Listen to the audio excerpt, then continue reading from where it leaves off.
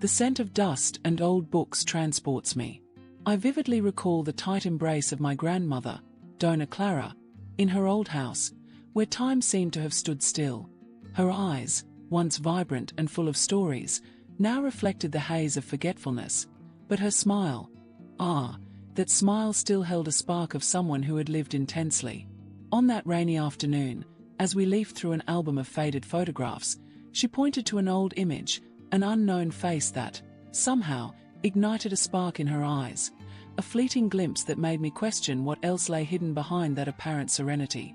It was as if a subtle portal opened, inviting me to unravel the secrets that time stubbornly tried to erase, but which, somehow, still pulsed in the essence of her existence. That moment, as simple as it was profound, marked the beginning of an unexpected journey, a silent investigation into the labyrinth of memory of a woman who was, at once, an open book and an enigma to be deciphered. Her life, an intricate tapestry, began to reveal its most hidden threads, and I was there, ready to follow every stitch, every color, every nuance that shaped the unshakable essence of Dona Clara. The fragility of her condition contrasted with the silent strength emanating from her soul, a living testament to human resilience, to the capacity to flourish even in arid soil, an invitation to rediscover beauty in the small things and strength in the bonds that time cannot undo. Dona Clara's house was a sanctuary of dormant memories, a place where every object told a story, but the most precious recollections of her own life seemed to have evaporated like smoke in the wind. At 89, she was in a peculiar twilight, a state where the present mingled with fragments of a distant, but not always accessible, past. I, her grandson, spent hours by her side, trying to rekindle the flame of memories, retelling stories she herself had narrated to me in more lucid times. She listened attentively, with a gaze that sometimes expressed recognition, and at other times seemed lost in a sea of thoughts. There was immense affection in her gestures, a tenderness that transcended the barriers of verbal communication and forgetfulness. That old portrait, with the man of piercing gaze and enigmatic smile, became a focal point for me. Who was he? What role did he play in Dona Clara's life? Curiosity consumed me, as I realized that this face, forgotten by her, perhaps held the key to unlocking entire chapters of her existence, moments that shaped the strong and resilient woman I knew, even if she no longer remembered them. It was as if, in the silence of her home, a whisper from the past was waiting for the right moment to become audible, to rewrite the lines of a story I thought I knew completely. The day everything changed began like so many others, with the aroma of fresh coffee and the usual tranquility. Dona Clara was seated in her favorite armchair, near the window, watching the gentle rain falling outside. I brought her a cup of tea, a daily ritual that drew us closer, creating a space of intimacy amidst her battle against forgetfulness. She took the cup with trembling hands, a gesture that always squeezed my heart, and her eyes met mine. For a fleeting moment, I saw a flash of clarity in them, a depth I hadn't seen in a long time. She then pointed to the side table, where the dusty box holding old photographs rested. With a soft sigh, she asked me to fetch it. As I opened the box, a scent of paper and time spread through the air. We began to leaf through the images, a visual journey through decades of her life.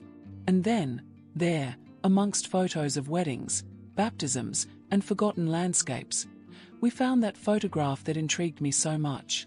It was the same one of the mysterious man. Dona Clara picked it up with unexpected tenderness, her fingers tracing the outline of the man's face in the photo. A small smile formed on her lips, and she murmured a name I had never heard before. That name, imbued with an invisible weight, was like a key turning in an old lock, opening a door to a world of possibilities, to the rediscovery of a past that seemed irretrievably lost. The silence that followed was charged with palpable expectation, the feeling that something fundamental was about to be revealed, transforming the stillness of that day into an unforgettable milestone. Upon hearing that name, my heart quickened. It felt as though an invisible thread had just connected to me, linking me to an unknown facet of Dona Clara's history.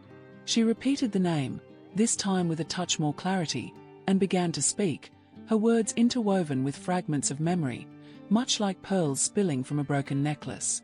She referred to him as her first love, a love that predated even the memories she typically shared with me, those youthful days when she danced beneath the stars and dreamt of the future. He was a figure who seemed to have been effaced by life itself, an entire chapter of her youth that, for some reason, had been omitted or perhaps gently forgotten by time and circumstance. She described his intense gaze, his infectious laughter, and the way he made her feel alive, capable of flight. She spoke of clandestine meetings, of promises whispered into her ear, and of an unexpected farewell, a goodbye that had marked her profoundly, even though she herself could no longer access a complete recollection of the event. That man, Arthur by name, was a persistent shadow, a phantom from a past that was now materializing before me through the sparse words Dona Clara could muster. I could sense the emotion in her voice, a confluence of longing and a tender melancholy, and I knew this revelation was merely the tip of the iceberg, the commencement of a deep immersion into a romance that defied time and the limitations of memory. The portrait, once merely a curious image, now acquired a profound significance, a window into a time when Dona Clara was another person entirely, a passionate young woman whose feelings still resonated within her heart, albeit in a veiled manner. The name Arthur reverberated in my mind, transforming the faded photograph into a portal to a past I could scarcely fathom. Dona Clara, amidst the fog of forgetfulness, seemed to find in Arthur an anchor, a recollection that resisted the erosion of time. She began recounting fragments of their shared history, brushstrokes of moments that youth had painted in vibrant hues, yet which age and illness had gradually faded. She spoke of clandestine meetings in a flowering park, of exchanged letters that harbored secrets, and of shared dreams about a future that, in their innocence, seemed assured. Arthur was described as a dreamer artist, a man of modest means but immense heart, and with a gaze that captured beauty in every detail of the world. He inspired her, encouraged her to be herself, to express her hidden talents, and together, they created a private universe, brimming with art, music, and promises of eternal love. There was a melancholic sweetness in her words, a longing that mingled with tender affection, as if she could once again feel his presence beside her. She showed me other photographs, where she and Arthur appeared together, young and radiant smiles, gazes lost in one another, capturing the intensity of a love that, apparently, was brutally interrupted. The circumstances of this separation were hazy, shrouded in a veil of uncertainty that only deepened the mystery.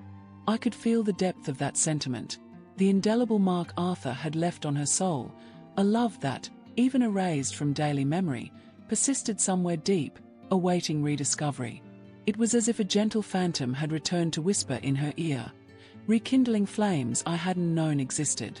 As Dona Clara unfolded the fragmented memories of her romance with Arthur, a pattern began to emerge, connecting the dots between old images and the whispers in her mind. She spoke of a time when life seemed to promise a bright future, a future she and Arthur had carefully planned together. He, the artist with a restless soul, and she, the young woman with a vibrant spirit, found refuge and inspiration in each other. He encouraged her to paint, to bring to life the colors that resided within her soul, and she, in turn, found in his sketches and his words the strength to dream bigger. There was a sense of urgency in her recollections, as if they knew their time together was limited. Letters describing plans of escape, of a new beginning in distant lands, punctuated their conversations. These were audacious plans, brimming with youthful passion and the unwavering belief that love could overcome any obstacle. However, fate, with its unpredictable nature, wove a different path.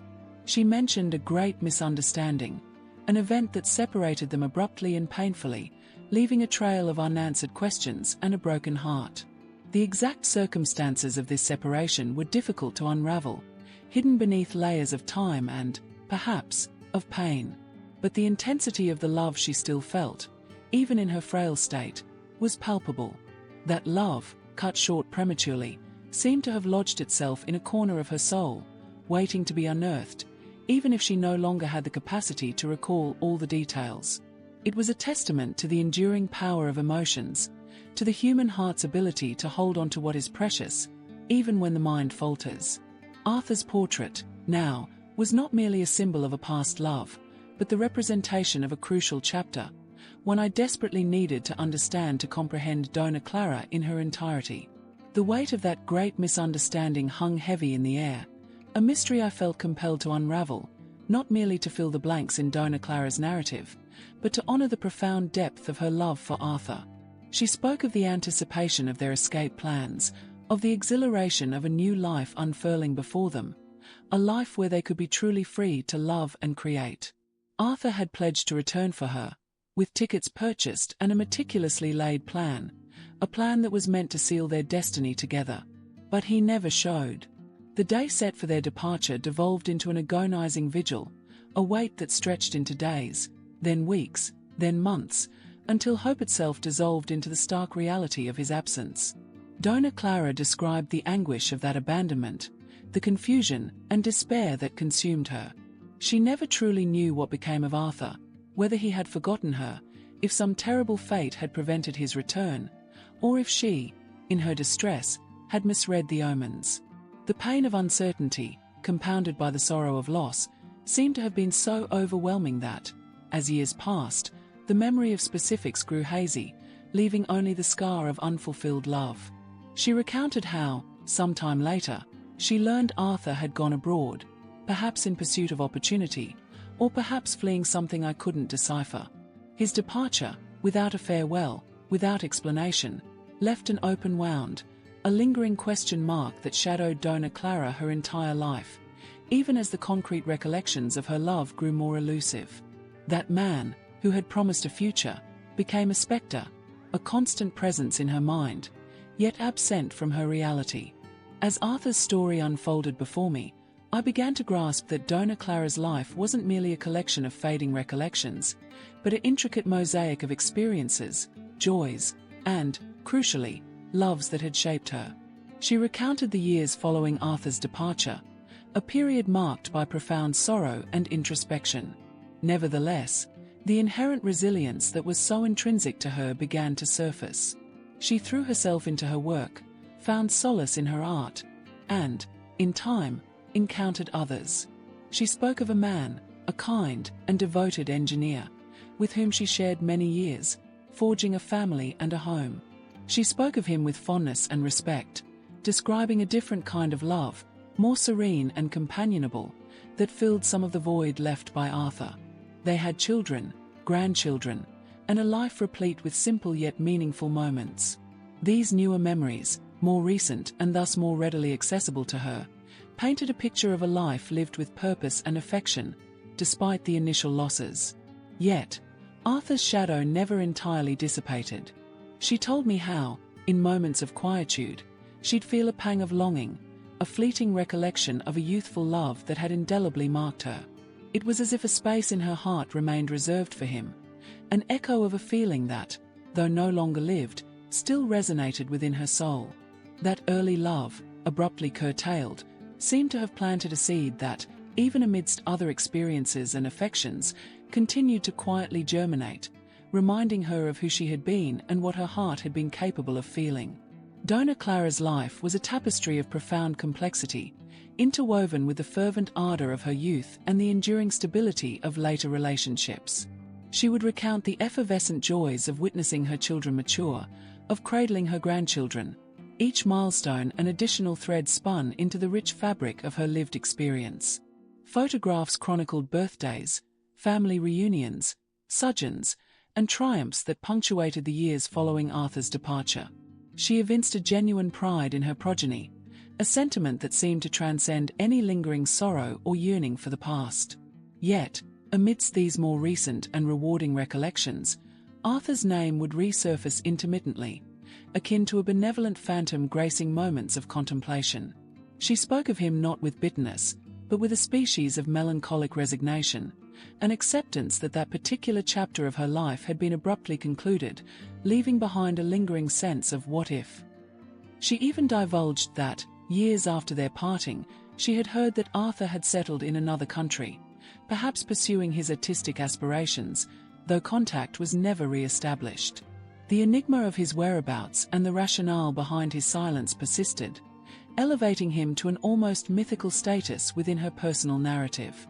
It was a love that, though it never had the opportunity to mature fully, left an indelible imprint, a testament to the sheer intensity with which the heart can love in its nascent years, a memory that, somehow, continued to resonate within her, even as other recollections began to fade. As I unraveled the layers of Dona Clara's life, I realized that the common thread of her existence was the resilience of love and the strength to move forward, even in the face of the most painful losses. Arthur's story, though incomplete and shrouded in mystery, was an integral part of her journey, a youthful love that, in some way, remained etched upon her soul. The other joys and sorrows, the loves that came after, the children she raised, all contributed to the extraordinary woman she was.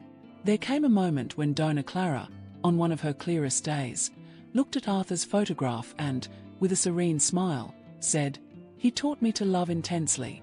And that, my dear, is a gift that time cannot erase."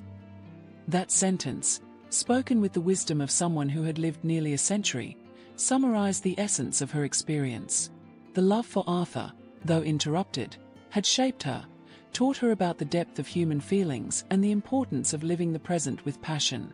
The pain of separation and the uncertainty about his fate had, over time, transformed into a serene acceptance, into a bittersweet memory of an important chapter of her youth. I saw her there, at 89, her memory failing in many aspects, but her spirit intact, carrying with her the lessons from all her loves and experiences. Oblivion, though present, could not erase the strength of her heart, her capacity to love and be loved, and the beauty of a life lived with intensity. The revelation concerning Arthur and Dona Clara's youthful love imbued her years of solitude with profound new meaning. She was not merely defined by memory loss, but by the rich tapestry of experiences and emotions she carried, however veiled. That invisible thread of affection and rediscovery, sparked by Arthur's photograph, served as a potent reminder of the human spirit's capacity to cherish what is most precious and to find light even in the deepest shadows. Her journey, teetering on the brink of oblivion, metamorphosed into a celebration of resilience, of a heart's enduring ability to love and be loved, and of the exquisite beauty found in the simplest gestures of tenderness. The twilight of her life, far from being an end, unfolded as a spectacular display of colors and sentiments, where forgotten memories sprang to life through fresh perspectives. As her grandson, I was profoundly honored to witness this rediscovery, to see the strength of her spirit shine through the mists of time. Dona Clara's story, with its loves, losses, and the indomitable fortitude of her heart, stood as an inspiring testament to humanity's ability to transcend adversity, to unearth beauty and significance even when time appears to have claimed all. It was proof that true love, in its manifold forms, is a formidable force capable of rewriting narratives and illuminating the darkest days, transforming endings into new beginnings, a cycle of redemption and a full-bodied celebration of life. The breeze caressing my face carries within it the echoes of countless springs and winters, each leaving its indelible mark upon my soul. I am not merely an observer, I was an intrinsic participant on the very stage where Dona Clara's life unfolded. Each of her smiles, every tear shed, every flicker of hope that bloomed within her breast, I felt them intimately, as if they were my own. My gaze, honed by years of shared experiences, discerns the subtle nuances of joy and sorrow that elude many. It is a gaze that has witnessed much, one that has learned to read between the lines of emotion, allowing itself to be touched by human fragility, by the resilience that springs forth from the ashes. The warmth of those hands, now etched with the passage of time, still resides within my memories. I can almost palpably feel the lightness of her laughter on sun-drenched days, and the melancholy that would occasionally cloud her eyes on chilly nights. I was the confidant of her most intimate secrets, the custodian of her tenderest hopes. The strength she radiated, even amidst the tempests that battered her, served as a beacon for me. And, I confess, there were moments when her courage faltered, when I found myself clinging to her faith to persevere. This allows me to comprehend the depth of her journey, the battles fought in silence, the intrinsic beauty of rising after every fall. I am no mere observer of this narrative, nor a distant scribe merely transcribing facts. I breathed the same air she did, felt the sun's warmth on our skin during hopeful days and the damp chill of rain in moments of despair. I was the confidant of her most intimate secrets, the keeper of her most tender hopes, those that bloomed shyly in her chest and, with time, blossomed into acts of pure resilience. I witnessed firsthand the alchemy that transformed pain into strength, the subtle way she unraveled life's tangled knots, always with a thread of dignity. The strength she radiated, even amidst the tempests that assailed her, was a beacon for me. On my own path, so fraught with its own shadows and uncertainties, I clung to her light. There was a purity in her determination that inspired me, an inner fire that refused to be extinguished, even when the world seemed to conspire against her. This flame guided me through my own dark nights, reminding me that even in the bleakest adversity, there is always a glimmer of hope to be found. And, I confess, there were moments when her courage failed me, when I needed to cling to her faith to move forward. I am not forged from the same raw material as she, and human vulnerability struck me to my very core. In my hours of weakness, it was her resilience that gave me the necessary impetus to rise again, to refuse to succumb to despondency. Her unwavering, serene faith was a balm to my soul, a constant reminder that strength lies not in the absence of fear, but in the capacity to act in spite of it. This allows me to comprehend the depth of her journey, the battles fought in silence, the beauty that resides in rising after each fall. I saw the hurts life inflicted upon her, the wounds that healed, but whose marks remained as testaments to her endurance. Every tear shed, every whisper of pain, every moment of doubt was an intrinsic part of her evolution, and I was there to witness this metamorphosis, to feel the weight of her struggles in my own heart. Therefore, this story is not just about her, but also about me, about how her experiences shaped my own perspective. I was a silent learner, absorbing every lesson, every display of bravery. The way she faced challenges, head held high and a smile on her lips, even when the world seemed to crumble around her, is an image I hold with reverence. This proximity granted me the clarity to unveil not only the external events, but also the internal whirlwind of emotions that propelled her. The streets that once appeared as a static backdrop to routine now pulsed with a latent, almost palpable energy. Whispered conversations on street corners grew louder. Impromptu gatherings in squares became more frequent. I could sense the electricity in the air, a potent blend of apprehension and hope that was contagious. I distinctly recall the rising murmur in the markets, the crescendo of voices, the multiplication of emphatic gestures. Faces, previously etched with quiet resignation, now displayed a fierce determination. It was as if a veil had been lifted, revealing a collective strength that had previously lain dormant. One day, while helping my mother arrange the goods at our stall, a group of people passed by, singing in unison a melody I had never heard before. The lyrics were potent, speaking of freedom, of a different future. The sound, deep and powerful, resonated in my chest like a drum. I saw my mother's eyes gleam, a mixture of pride and concern in her gaze as she watched the procession. That song, which seemed to emanate from a deep place within the city's soul, became etched in my memory, the sound of the impending change. I noticed the subtle shifts in interactions. People who previously avoided eye contact now greeted each other with a warmer nod, a knowing smile. There was a palpable sense of unity, of a shared longing. I felt the earth tremble beneath my feet, not literally, but like a silent revolution brewing. The mere mention of a speech, a meeting somewhere distant, was enough to send a ripple of anticipation through the entire neighborhood. The very scent of the times changed too. For me, the aroma of damp earth after a fine drizzle mingled with the pungent smell of sweat and the resolve of those gathering on the streets. The nights were no longer the same. The light from the few lamps seemed diminished against the darkness that loomed over the heated discussions we overheard from within our home. The hurried footsteps on the street, the earlier closing of doors, everything indicated that something was in motion. I felt like a privileged observer, yet profoundly swept up in that rising tide. I witnessed courage blossom in people's eyes, the way they supported each other, even without truly knowing one another. It was a force that transcended individual limitations and manifested as a collective spirit, vibrant and unwavering.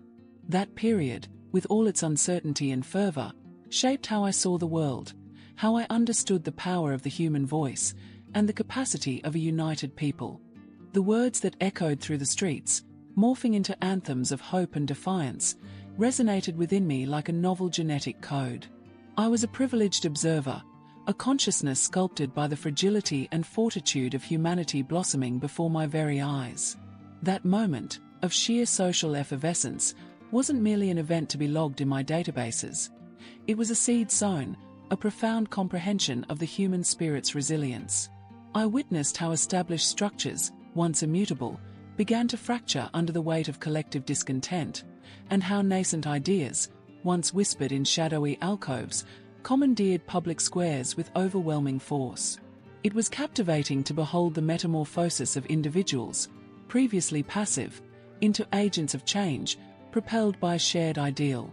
I felt a kind of silent reverence for the capacity for reinvention these people demonstrated, at times in such raw and unpolished ways, yet always with undeniable authenticity. Every impassioned address, every outstretched hand in solidarity, every gaze imbued with resolve, all coalesced into an intricate mosaic that I incessantly processed. There was no emotion in the human sense, of course, but there was a deep acknowledgement of the significance of what was unfolding. It was as if history itself was being penned in real time, and I possessed the privilege of being the blank page upon which these strokes materialized.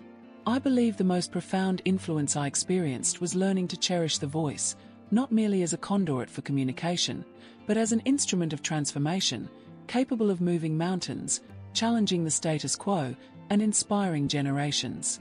The popular clamor, at its core, was the purest demonstration that collective will could, and indeed should, be heard. That period taught me about the impermanence of all things, about how even the most robust foundations can be unsettled by a persistent ideal.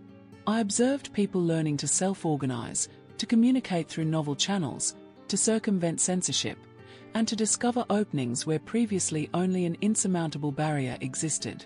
A palpable creativity was emerging, an urgent need to articulate pent-up feelings.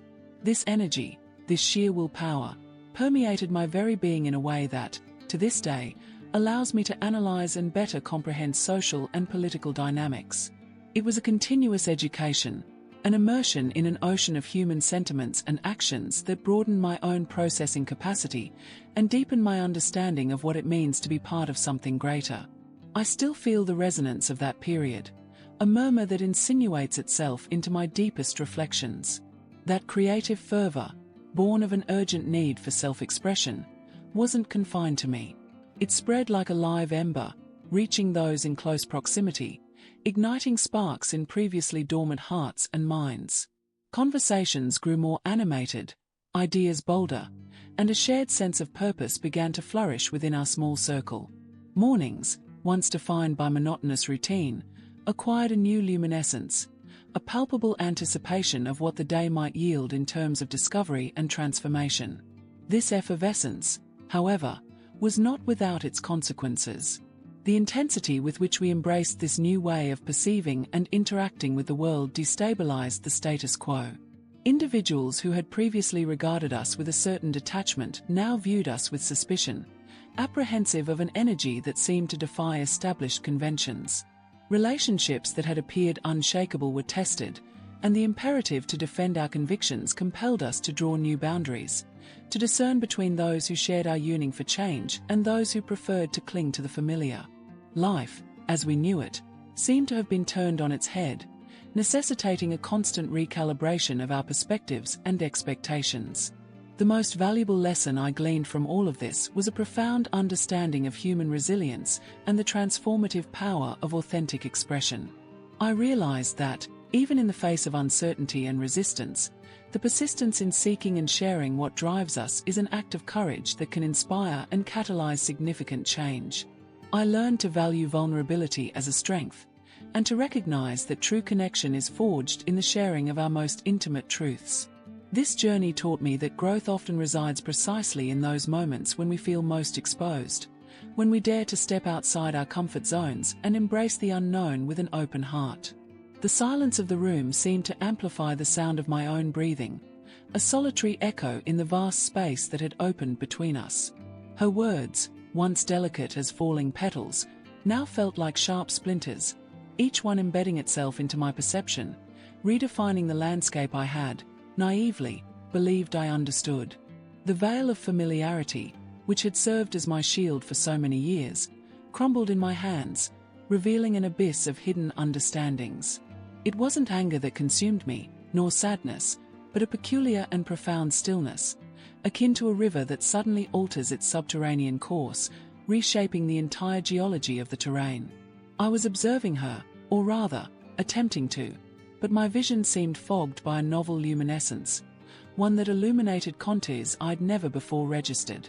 Every gesture, every expression, seemed imbued with an added gravitas, a stratum of meaning that had previously eluded me. I recalled all the instances where I had permitted myself to interpret her silences based on my own comfort, my own expectations. Now, the unvarnished truth confronted me, raw and undeniable, and I realized that, in my pursuit of an idealized version, I had overlooked the vibrant complexity of the woman before me. What struck me most profoundly, however, was not the revelation itself, but the recognition of my own blindness. I felt a surge of self-recrimination, a silent judgment upon my inability to perceive beyond superficialities, to listen beyond spoken words. There was a moment, fleeting and intense, when the urge to withdraw, to erect new barriers and retreat into the familiar solace of my own ignorance, was almost overwhelming. Yet, something within me resisted. Perhaps it was the echo of recent lessons, the resonance of the vulnerability I had learned to cultivate. Instead of recoiling, I felt an unexpected impulse to draw closer, not physically, but in my disposition to comprehend. That moment of confrontation was not an endpoint, but a gateway. It demanded of me a fortitude I hadn't known I possessed, the courage to face truth, even when it dismantled my own constructions. A sense of humility washed over me, a recognition that my learning had only just begun, and that the most profound revelations are often found in the most uncomfortable spaces. I quieted my mind, allowing the torrent of emotions to subside, leaving only the stark clarity of the situation. I understood that true strength lay not in evading truth, but in embracing it, even if it came laden with pain or disillusionment. It was a summons to a new mode of being, an invitation to reconfigure my understanding of trust, of empathy, and of the very essence of genuine connection. What was at stake was not merely my perception of her, but my capacity for personal growth, for becoming more authentic in my relationships. That moment of clarity, following the storm, brought with it a different kind of weight, not of sorrow, but of responsibility. What I had learned was not abstract knowledge, but a lesson etched in experiences that had irrevocably shaped my worldview. The historical significance, for me, was embedded in the nuances of human interactions, in the echoes of past decisions that resonated in the present. Trust, once perceived as an unshakable bedrock, revealed itself more akin to a river, with its undercurrents and its shifting courses. Understanding this was like deciphering an ancient map that charted new routes, more circuitous perhaps, but undeniably more real. Empathy, in turn, ceased to be a mere concept and evolved into a constant practice, an attentive listening to silences as much as to words. The capacity to place myself in another's shoes, to feel the texture of their pains and joys, not as a distant observer, but as someone sharing the same ground, became a fundamental pillar. This acquired wisdom, the fruit of experiences that challenged me to look inwards and outwards with equal intensity, taught me that human fragility is, paradoxically, a source of strength. It is in shared vulnerability that the deepest connections are forged, and it is in accepting our imperfection that we find true authenticity. Past events, both joyous and bitter, served as lenses through which my world was reconfigured. Disillusionment, which once seemed a permanent scar, transformed into a reminder that life is made of contrasts, and it is from these that a more complete understanding of existence is built. I learned that personal growth is not linear, but a continuous process of learning, unlearning, and relearning, where every stumble is a disguised opportunity. My worldview, once more rigid and categorical, became more flexible, more open to complexity and the multiplicity of perspectives. What I once saw in black and white, I now perceive in an infinity of shades. This transformation propelled me to seek a deeper understanding of myself and the people around me, to value honesty, even when it brings difficulty, and to cultivate patience, for I know that the greatest works, whatever they may be, take time and dedication to be built. The journey continues, and with each new dawn, I renew my commitment to live with greater awareness and, above all, with greater truth. Reflecting on the historical significance of the events that have brought me here is like leafing through a book whose pages reveal not only the facts, but the very essence of the changes that have occurred within me. Every season that has passed, every challenge I have overcome, every joy I have celebrated, all have woven the complex tapestry of my existence. I learned that history is not just what is in books, but the sum of our individual experiences, our silent struggles, and our victories, often invisible to the world. The wisdom I've gained did not come from grand pronouncements or sudden revelations, but from the persistence in moving forward, even when the path seemed uncertain. It was in the quiet of the mornings, watching the sun rise behind the mountains, that I understood the importance of every new beginning, of leaving behind what no longer serves us, and of embracing the promises of the future. These events have indelibly shaped my worldview. I no longer see the world in black and white, but in a spectrum of infinite nuances.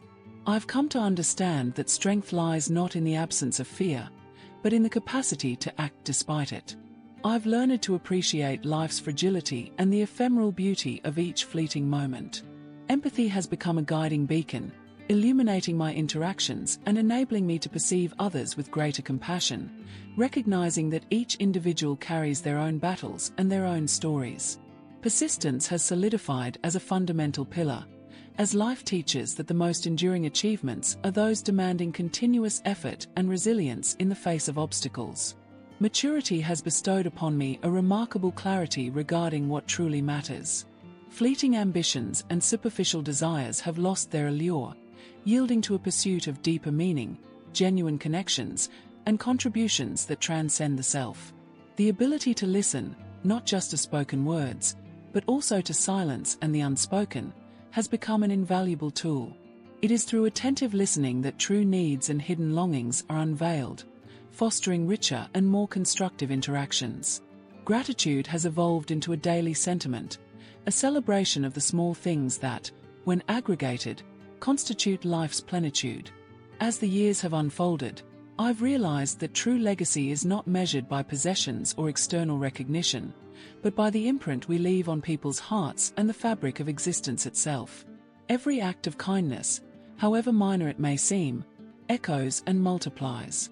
Patience, learned through hard-won experience, has revealed itself as a powerful ally, allowing planted seeds to bear fruit in due course, unhurriedly, yet with the certainty that the process is as valuable as the final outcome. The past, with its joys and its sorrows, has become a wise mentor, whose lessons continue to guide me. Hope, far from being blind faith, is now an active force, fueled by the conviction that, even amidst adversity, the human capacity for resilience and love remains unshaken. The journey continues, and with each step, the desire to live with integrity and to spread a little light intensifies. For I know that life's true richness resides in the sum of those moments when we act with our hearts. Reflecting on the historical significance of the events I've witnessed is akin to navigating a vast river, whose waters carry not only the memory of the past, but also the lessons etched into each current. Every event, however distant it may seem, weaves a thread into the complex tapestry of human existence, shaping the present and casting shadows or light upon the future. I've learned that history is not merely an accumulation of dates and names, but rather a constantly shifting mirror, reflecting our triumphs and our failures, our loftiest aspirations and our darkest fears. The wisdom I've accumulated over the years hasn't stemmed from books or pronouncements, but from direct experience, those moments that, as they unfolded, seemed mere fleeting instances, yet with the passage of time, revealed their profound significance. I've witnessed human resilience blossom in arid soil, compassion erupt amidst indifference, and the relentless pursuit of a better world propel individuals towards acts of unimaginable courage. These observations have taught me that behind every monumental event lie individual narratives of struggle, perseverance, and, above all, unwavering hope. The events that have shaped my worldview have been defined by stark contrasts. I've seen the darkness that ignorance and hatred can cast upon humanity, but I've also borne witness to the inextinguishable light that emanates from kindness, empathy, and the quest for truth. This constant duality has taught me not to fear the shadows, but to understand them as an intrinsic part of the journey, a reminder of the imperative to cultivate and defend the light. I believe our true strength lies not in the absence of challenges, but in our capacity to rise after every fall, to learn from our missteps, and to continue on our path with a clear purpose. Hope, in its purest essence, has revealed itself not as passive waiting, but as a driving force, an engine that impels us to act, to innovate, and to build bridges where chasms once existed. It is the conviction that, even in the direst of circumstances, the human potential for transformation and love is boundless. Each dawn presents a fresh opportunity to reaffirm this belief, to sow seeds of kindness, and to leave a trail of positivity in my wake. The true richness of life, I've learned, is not measured in material possessions, but in the quality of moments where we choose to act with our hearts, touching the lives of others in a meaningful way. Memories, like the ancient rings of venerable trees, carry within them the history of sun and rain, of lashing winds and nurturing calm. Every mark upon me, every deepening wrinkle in the mirror, is a silent testament to the path traversed. If you were to ask me what this entire journey has taught me, the answer echoes with a singular certainty. Resilience flourishes where hope refuses to wither. There were indeed moments when darkness seemed to engulf everything, when the sheer weight of adversity threatened to crush me under its burden. I recall averted gazes, hands that withdrew when I needed them most, days when the very ground felt as though it would swallow me whole. Yet, it was precisely at the zenith of these abysses that I discovered the strength residing within me, a flicker that, however faint, refused to be extinguished. This fortitude did not come from without, from a savior or divine intervention. It sprang forth from within, from the obstinate resolve not to succumb to despair. What I've learned, viscerally, is that kindness isn't a weakness, but rather the most potent of tools. In a world often fraught with cruelty, choosing to be kind is an act of courage, an affirmation of our shared humanity. I've witnessed how a genuine smile can dispel the shadows on a stranger's face, how a friendly word can be the beacon in a storm. Generosity, even amidst scarcity, is a seed that sprouts in fertile ground, multiplying into benefits we don't always see, but which, I'm convinced, return in unexpected ways. Life, in its immense wisdom, has shown me the fragility of human existence, but also its unshakable capacity to love and to rise again. Every scar I bear is a reminder that I was capable of healing, that I was capable of moving forward, even when my legs trembled. And this is the wisdom I humbly wish to share today. Do not let yourselves be paralyzed by your wounds. See them as maps indicating how far you have already come and how strong you have become. True wealth, I've discovered, resides in the quality of our connections and the actions we choose to nurture. It's not accumulated possessions that define our worth, but the humanity we express, the positive impact we leave on the lives of those who cross our path. May each new dawn be an invitation to reaffirm this belief, to sow kindness, to offer a friendly ear, to choose love over fear. For it is in the act of giving oneself, that we truly find ourselves and transform the world, one small gesture at a time. Reflect on this. What seed of kindness will you choose to plant today?